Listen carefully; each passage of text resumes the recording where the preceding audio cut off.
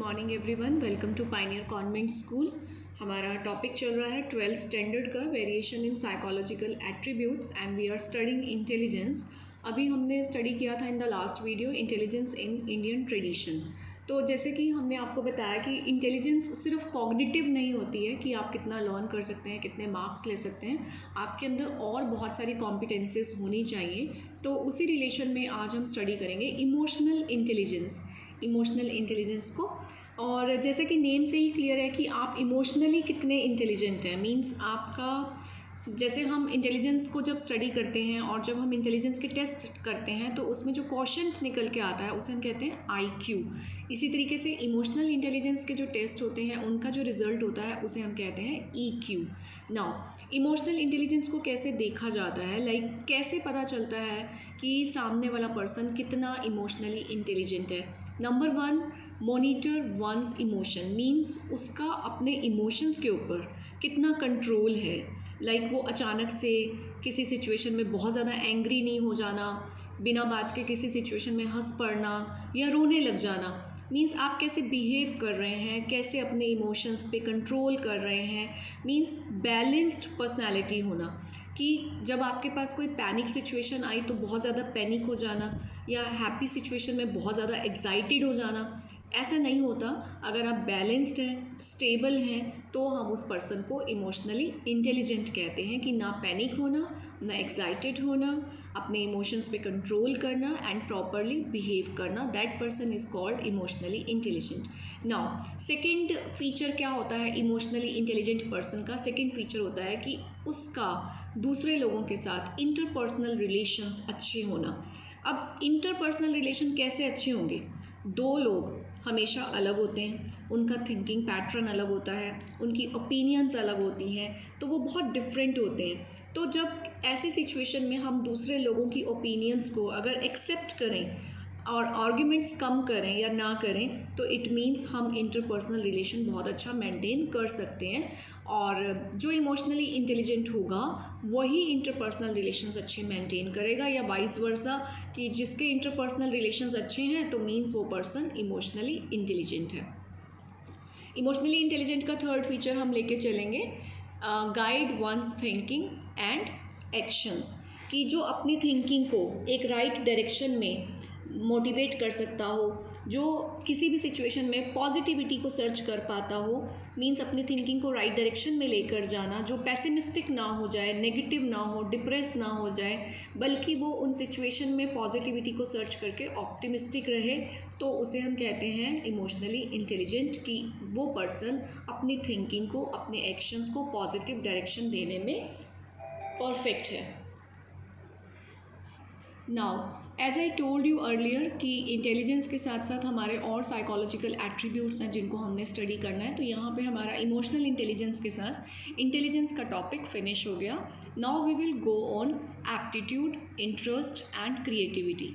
तो एप्टीट्यूड क्या होता है? जब किसी पर्टिकुलर फील्ड में हमारा कोई पोटेंशियल होता है, किसी का कुकिंग बहुत अच्छा है, किसी की आर्ट एंड क्राफ्ट बहुत अच्छी है, ड्राइंग अच्छी है, कोई पर्सन स्विमिंग में बहुत अच्छा है, मीन्स उसका एप्टीट्यूड अच्छा है। कई लोगों का टीचिंग में एप्टीट्यूड बहुत अच्छा होता है, कई लोग आर्ग्यूमेंट्स में बहुत अच्छे होते हैं। तो जब कोई पर्सन आर्ग्यूमेंट बहुत अच्छा करता है तो हम उसे कहते हैं कि इसमें लीगल एप्टीट्यूड है, इसको एडवोकेसी के फील्ड में जाना चाहिए।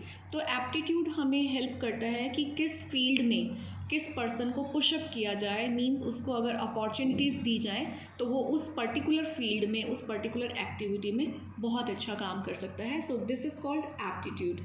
एप्टीट्यूड के बहुत सारे टेस्ट होते हैं which we will discuss later, but aptitude से पहले हम एक और टॉपिक देखते हैं, इंटरेस्ट। अब किसी पर्सन का किसी एक्टिविटी में पहले इंटरेस्ट होगा तभी वो एप्टीट्यूड डेवलप होगा। तो इंटरेस्ट क्या चीज़ है? जो पॉजिटिव एप्टीट्यूड की तरफ लीड करता है। कई बार क्या होता है कि पर्सन के अंदर कैपेबिलिटीज़ होती हैं लेकिन उसका इंटरेस्ट नहीं होता, तो वो एप्टीट्यूड डेवलप नहीं हो पाता। फॉर एग्जांपल किसी पर्सन में स्विमिंग को ले लेते हैं कि ठीक है उसमें कैपेबिलिटी है, वो स्विमिंग कर सकता है, लेकिन उसका इंटरेस्ट नहीं है। जब इंटरेस्ट नहीं है तो एप्टीट्यूड डेवलप नहीं होगा, एक्सेलेंस नहीं अचीव होगी। किसी पर्सन को कुकिंग में इंटरेस्ट ही नहीं है, तो जब वो कुकिंग में इंटरेस्ट लेगा नहीं, कुकिंग कभी करेगा नहीं, तो उसका एप्टीट्यूड जो है डेवलप नहीं होगा। तो इंटरेस्ट का डायरेक्ट कनेक्शन होता है एप्टीट्यूड से। अगर मैथ्स में इंटरेस्ट लेगा, मैथ्स की प्रैक्टिस करेगा, तभी उसका मैथमेटिकल एप्टीट्यूड डेवलप होगा एंड वो उस फील्ड में आगे जाएगा। तो एप्टीट्यूड के टेस्ट कैसे होते हैं, we will see this now. Test of aptitude, इसमें दो तरीके के टेस्ट होते हैं। One is the independent and second is the multiple. Independent test वो होते हैं जो स्पेशलिस्ट होते हैं, जो किसी स्पेशल एक फील्ड से कनेक्टेड होते हैं, उसमें एक ही फील्ड से रिलेटेड क्वेश्चन पुट किए जाते हैं। मान लो आप टीचिंग के लिए जा रहे हैं तो आपका सिर्फ टीचिंग एप्टीट्यूड चेक होगा। अगर आप लीगल फॉर्म में जा रहे हैं, लॉ के लिए आगे जा रहे हैं, तो आपका लीगल एप्टीट्यूड होगा। और ये कुछ टेस्ट के एग्जाम्पल हैं, जैसे क्लैरिकल टेस्ट होता है क्लैरिकल एप्टीट्यूड चेक करने के लिए, न्यूमेरिकल टेस्ट होते हैं मैथमेटिकल एप्टीट्यूड चेक करने के लिए, मैकेनिकल टेस्ट होते हैं कि आपको मशीनरी की कितनी नॉलेज है, आपका कितना इंटरेस्ट है मशीन्स में, उस टाइप के। टाइपिंग टेस्ट होते हैं किसी पर्सन की टाइपिंग में स्पीड कैसी है, टाइपिंग एक्यूरेसी कैसी है और उसका स्पेलिंग्स कैसी हैं, हिंदी में वर्तनी और इंग्लिश में स्पेलिंग कितनी अच्छी वो परफेक्टली टाइप कर सकता है, तो उसका टाइपिंग टेस्ट होता है। कुछ टेस्ट होते हैं मल्टीपल, ये जर्नलाइज्ड टेस्ट होते हैं, इसमें बहुत सारे एप्टीट्यूड एक साथ चेक किए जाते हैं। तो इन टेस्ट के दो एग्जाम्पल हैं हमारे पास, differential aptitude test and second है general aptitude test battery. Battery का मतलब होता है सेट ऑफ टेस्ट, इसमें छोटे छोटे बहुत सारे टेस्ट के सेटअप्स होते हैं जिसे हम कहेंगे जनरल एप्टीट्यूड टेस्ट बैटरी। और इसमें पर्सन का कोई एक पोटेंशियल, एक पर्टिकुलर फील्ड में इंटरेस्ट चेक नहीं किया जाता, ये मल्टीपल फील्ड्स में चेक किया जाता है। After this you need to understand कि अगर दो लोगों में इंटेलिजेंस कोशेंट बिल्कुल सेम हो तो भी उन दो लोगों का इमोशनल कोशेंट बहुत अलग हो सकता है, one thing. Second thing I would like to say कि अगर किसी पर्सन का IQ बहुत अच्छा है तो ज़रूरी नहीं है कि उसका EQ भी बहुत अच्छा होगा।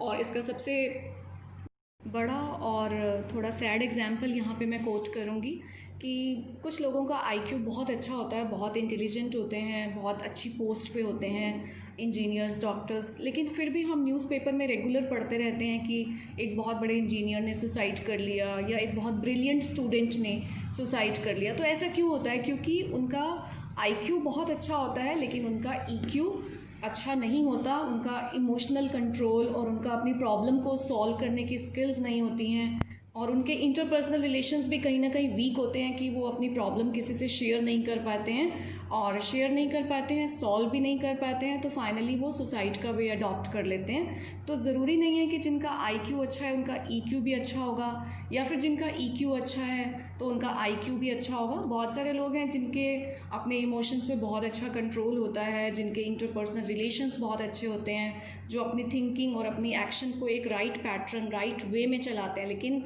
उनका कॉग्निटिव स्किल इतना अच्छा नहीं होता कि वो बहुत अच्छे मार्क्स लेते हों, क्लास में टॉप करते हों। So there is a lot much difference between EQ and IQ, these both are independent terms. इसके बाद हम ये कह सकते हैं कि दो लोगों का जो IQ है हो सकता है वो सेम हो। हम यहाँ एक एग्जांपल ले रहे हैं A एंड B, इन दोनों का IQ सेम है लेकिन इनका जो एप्टीट्यूड है वो अलग अलग हो सकता है। एक को डांस पसंद है, एक को सिंगिंग पसंद है, और सिमिलरली इनका इमोशनल कोशेंट भी अलग हो सकता है। तो इस चैप्टर में हमने अब किया है आज इमोशनल इंटेलिजेंस, हमने एप्टीट्यूड स्टडी किया है, then interest, test of aptitude, and finally we have come to a conclusion कि IQ इक्वल होने से EQ इक्वल नहीं होता। तो नेक्स्ट टॉपिक में हम करेंगे क्रिएटिविटी, जो कि इस चैप्टर का हमारा लास्ट टॉपिक है। So have a good day student, see you again in the next video.